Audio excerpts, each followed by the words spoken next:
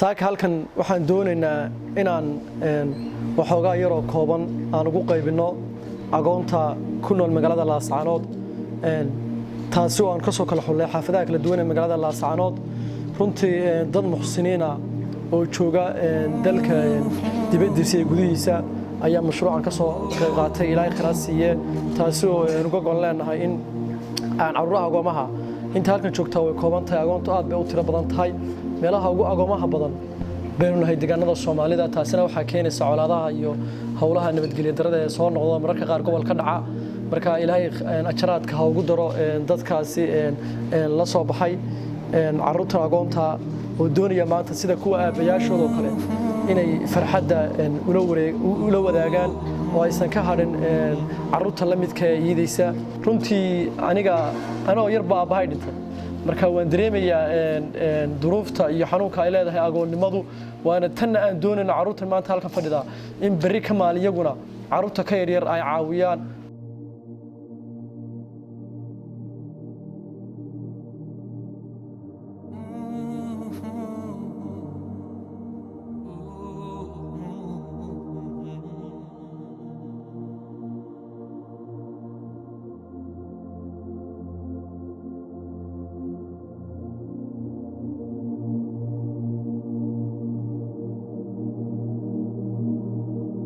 runtii idukuna hooyooyinka halkan jooga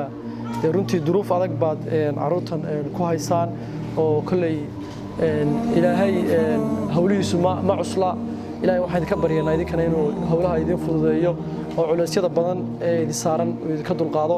maadaama aysan carruurtani aabayaal lahayn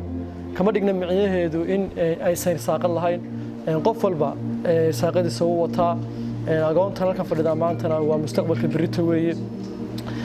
sidaan wada ogsoonahay qofka agoonka ah waa uu ka hadhow mustaqbalka waa uu ka wanaagsan yahay ka aabaha leh waayo duruufta adag iyo xaaladda adag ku soo koray baa keenaysa inuu badanaa noqdo qofka agoonka ah qof soo baxa oo ka macna badan carruurta kale iyagana waxaan rajaynayaa in ay noqdaan dadkii mustaqbalka berrinteena hogaamin lahaa iyagana carruurtanna waxaan rajaynaynaa dadkii berriyaguna dadka kale agoonta ah wax u qaban lahaa iyo garab istaagi lahaa in iyaguna noqdaan halkan waxaa ku sugan dad badan oo agoon carruur badan oo agoona qaarkood aabayaashood ay colaadihii u dambeeyay ay ku dhinteen Ilaahay dhamaantood agoontan aabayaashood ha wada naxariisto waalidiintana mid baan ka codsanayaa badana carruurta agoonta ku wacyi gelinina ay aabayaashood arrimaha dagaalada ay ku dhinteen inaad waxyaalaha uga warantaan si aysan carruurta cuqdad u qaadin oo bari ka maaliyaguna ficilladii iyo ficillo ka xun aysan u sameyn idinka hooyooyina idinka tarbiyeynaya idinka gacanta ku haya waa idin kula dardaarmaya inaad waxyaalahaas kala carruurta ka waantoontaan waayo carruurtu wadadii aabayaashood bari ay qaadeen marka la geliyo reer aabaha dilay ama cunfi lagu abuuro isna wadadii uu qaadaya mustaqbalkiisa carruurta halkaas ku sheegaysaa marka ku baraarujiya carruurta inay dadka agoonta ay la midka ka yar inay caawiyaan oo u gargaaraan oo ay wax taraan nabiga kaleey salaatu wasalaam xadiis waxa uu ku leeyahay ana wa kaafil yatiimi ka haatayni fil janna aniga iyo qofka agoonka wax tara jannada sidaas aan uga simanaa marka Ilaahay waxaan uga baryayaa in aabayaashooda u wada naxariisto iyagana oo ka yeelo kuwii dalkooda iyo dadkoodaba wax u qabta idinkana hooyooyin kulli culaysku idinku mid ku dhacaya waxa soo agoona qaarkiin baa laga yaabaa tobanaan agoona inay korinayaan oo aan aabba iyo adeer iyo cid garab taagan aysan jirin laakiinse inna macal usri yusra wax la koriyo waxa ugu wanaagsan waa agoon weeye mar saddexaad iyo mar labaad hooyooyinka waxaan kula dardaarmayaa Ilaahay waa idin fududeynaya in agoonta tarbiyadooda waxbarashadooda wax kasta ay u baahan yihiin